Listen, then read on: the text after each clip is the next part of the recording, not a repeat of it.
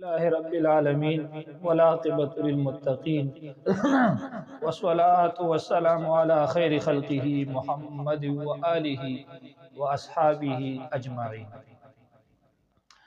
بسم الله الرحمن الرحيم. نورانی قاعدہ تختی نمبر 1 مفردات دا سبق منگا شروع کړو.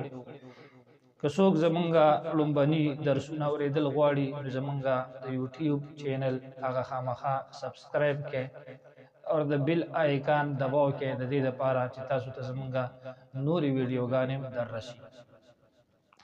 په کمنټس کې د خپل رائے اظهار هم کولی شئ او دغه رنګ موږ ته مفیدې مشورې هم راکولی شئ.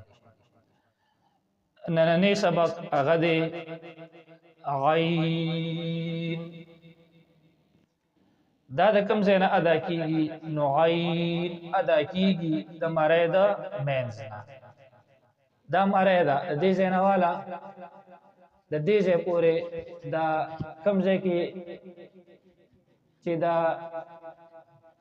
دغه دی د سوراخ غوندې دی دا دې ځای نه د دې ځای پورې دا مرۍ ده. دې ته په عربی کې حلق ویل کېږي. دا مرۍ په درې قسمه ده. یو د مرۍ اول دی، یو د مرۍ مینځ دی، یو د مرۍ اخر. نو دا عین ادا کیږي د مرۍ د مینځ نه.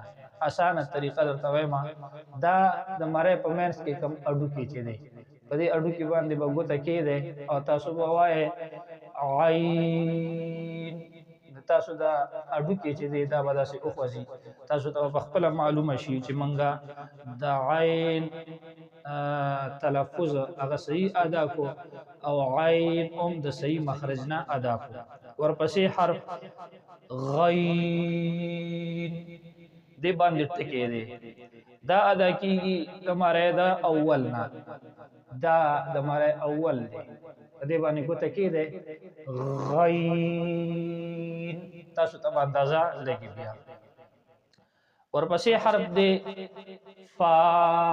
ګوره برني دواړه غاښونه دا یو دا غاښ یو دا غاښ دا چې کله د لاندې شونډې د لمدې حصې سره ولګي نو د دې نه فا ادا کېږي. دا دواړه غاښونه به راوالې شونډې دوه حصې دي. دا لمده حصه ده او دا وچه حصه ده. دا دواړه غاښونه به په دې لمده حصه باندې کېدی. ګوره فا دا شونډه چې اوچته ومي نو څه مسله نشته. فا او که چېرته دا شونډې دواړه یو ځای کړې نو بیا به ته پا ادا شي او پا په قرآن کریم کې نشته. ورپسې حرف دی قاف. دا د کوم ځای نه ادا کېږي؟ نو د ژبې ویښ چې کله بره نرم تالو سره په سختۍ سره ولګي نو د دې نه قاف ادا کېږي. د ژبې ویښ برهوالی قاف او بره نرم تالو سره به ولګي. ښه نرم تالو مرۍ طرف ته دی او سخت تالو خولې طرف ته دی. نو په دې سره به د قاف ادایګي وشي او قاف دا به موټا وایي. ورپسې حرف دی کاف. دا د کوم ځای نه ادا کېږي؟ نو موږ اوس د قاف مخرج ووایو که نه، نو د قاف د مخرج نه لږ خولې طرف ته، د قاف د مخرج نه لږ خولې طرف ته.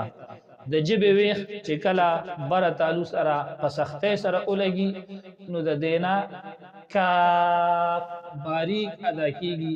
او کله چې تاسو په دې باندې پریکټس وکړئ نو انشاءالله تعالی تاسو الفاظ به ټیک شي، نو ستاسو مونځ به هم صحیح شي، ستاسو د قرآن قرائت به هم صحیح شي.